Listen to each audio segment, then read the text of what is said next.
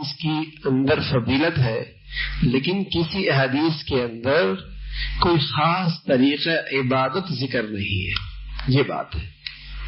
ان 10 احادیث میں اس رات کی فضیلت ہے، لیکن کوئی خاص طریقہ عبادت نہیں ہے کہ نفل یوں پڑھنے ہیں، صورتیں یہ والی پڑھنی ہے، یا یوں انداز سے یوں دعا مانگنی ہے، یا نفل کی اجتماعی جماعت ہے، یا صلاۃ التسبیح ہے. یہ اضافہ ہے، یہ اضافہ ہے. نوافل کی جماعت تو ویسی بھی نہیں ہے، اور چہ جائے کہ عورتوں کی جماعت.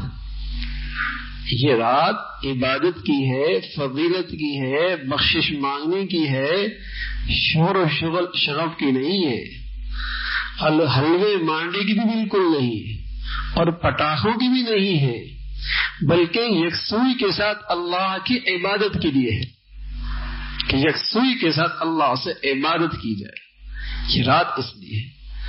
تو فضیلت ہے لیکن کوئی مخصوص عبادت نہیں. ہاں 2 رکعت آپ پڑھ سکتے ہیں، حاجت کی نیت کر لیں. نیتیں جتنی مرضی کر لیں، حاجت کی کر لیں، اولاد کی کر لیں، بچیوں کی شادی کی کر لیں، اپنی بخشش کی کر لیں، رزق کی وسعت کی کر لیں، رزق کی برکت کی کر لیں. آپ نوافل میں جو چاہیں نیت کریں کر سکتے ہیں، اور اللہ سے جو چاہیں مانگے مانگ سکتے ہیں.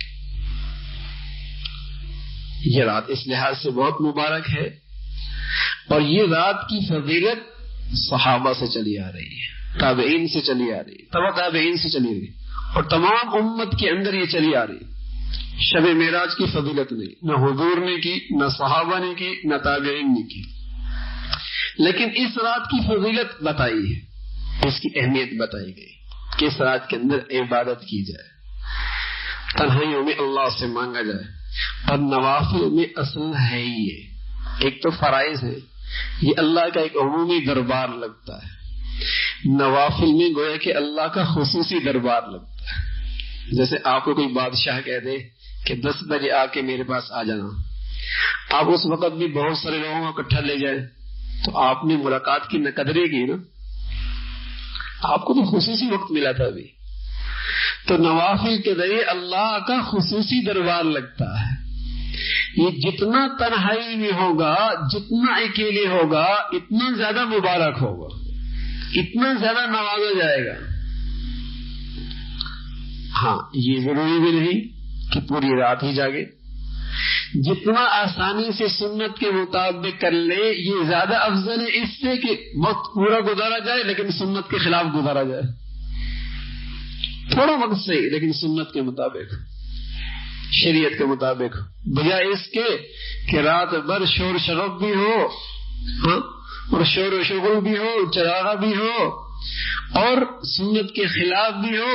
اس سے اچھا ہے کہ تھوڑی دیر عبادت کرتے پھر آرام کر لیتے، فجر جماعت سے پڑھ لیتے. اللہ اس رات کی برکتیں نصیب فرمائے. یہ مبارک تھا. اور اگر کچھ بھی نہیں ہو سکتا، رات عشاء کی نماز جماعت سے پڑھ لی، رات بھر اللہ کی نافرمانی سے بچ کے باوضو ہو کے سو گئے، صبح فجر کے جماعت کے ساتھ نماز پڑھ لی، تب بھی اللہ اس رات کی برکتیں نصیب فرما دے گا، محروم نہیں کرے گا. تو یہ رات بہت مبارک ہے. بلکہ یہ رات سچ تو یہ ہے کہ یہ استقبال رمضان کے لیے ہے.